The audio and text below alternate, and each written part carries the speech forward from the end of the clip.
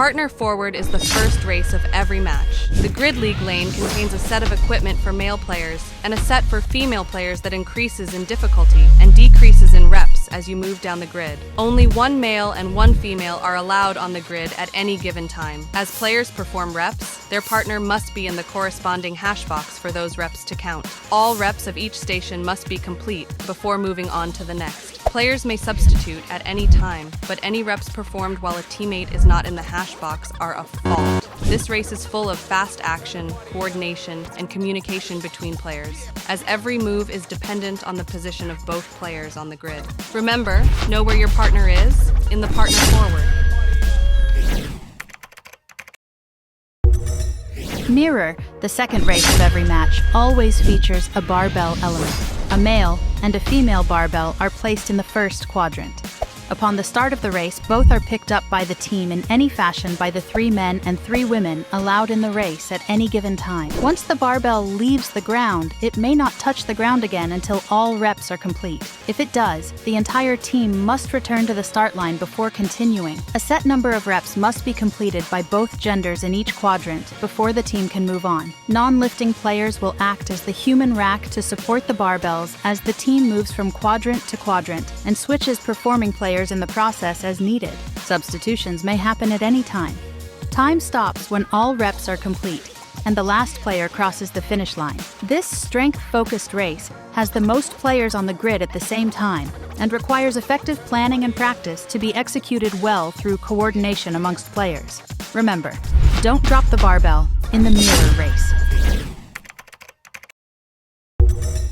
The ringer point race is the only race in the match that is chosen by the teams. There are 2 ringer point races in every match, one picked by each team from a set list of races determined prior to the season. Each ringer point race generally features 1 player, and there is a male and female version of some races depending on the race requirements. The head coach decides whether a male or female will perform the race based on what they feel is the best choice from their roster. There is a catch. A player may only be chosen once for a ringer point in a given season. This resets in the playoffs. This short and intense race allows teams to influence their opponent's performance both in-match and season-wide. Remember, choose your race wisely in the ringer point race. The Echo race is made up of 4 stations of elements that each must be completed before moving on in the race. 1 male and 1 female are allowed on the grid at any given time, but only 1 player at a time can perform reps. Substitutions may happen at any time. Once the Echo race is complete, get ready, because the same race will be repeated 45 seconds later. This race is about managing fatigue with your best players and leveraging roster depth to keep performance at a max pace through the second Echo. Remember, get ready to do it again in the Echo race. The ladder consists of 2 rows of 4 stations of a strength-based element, 1 row for males and 1 row for females. The weight increases as you move down the grid. Teams send out 1 player at a time, alternating male and female, to perform the designated lift for the match format. Each successful lift has a point value that is added to the team's ladder score. The point value is equal to the quadrant the barbell is sitting in. Players are allowed 1 lift attempt per quadrant and may skip any quadrant they choose, but are never allowed to backtrack once a barbell is passed. The team with the highest total point value at the end of the 4-minute time cap wins. This race is one of the most strategic and coach-reliant of all of the races. As a good game plan and in-the-moment decision-making, to manage time is everything. Remember, lift heavier and score higher in the ladder race. Jack and Jill features 3 stations of high-level bodyweight-based elements that increase in difficulty moving down the grid. 1 male and 1 female are allowed on the grid at any given time, and only 1 player can be working at a time. The team can only move on to the next station when the previous station is complete. This race is the simplest when it comes to rules, but the most reliant on player skill and speed, as the hyper-specialists often make the difference in the race. Remember, let the bodyweight ninjas fly in the Jack and Jill race.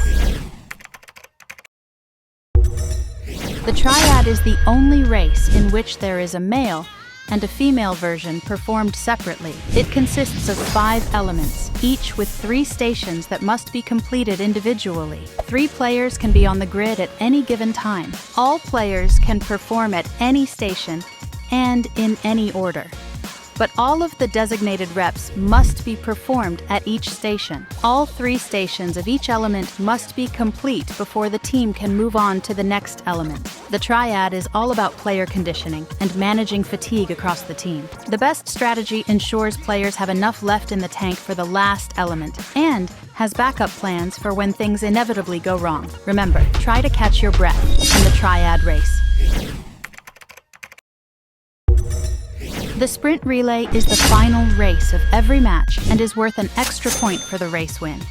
It is a relay race with 1 player allowed on the grid at a time and 8 elements to perform. Any player can perform on any element, and substitutions can happen at any time, except when a player performs the last rep of an element. In that case, the player must run back to the start line, perform a 4-point touch behind the start line, and sprint through to the finish line, permanently leaving the race. The next player may enter once the previous one has crossed the finish line.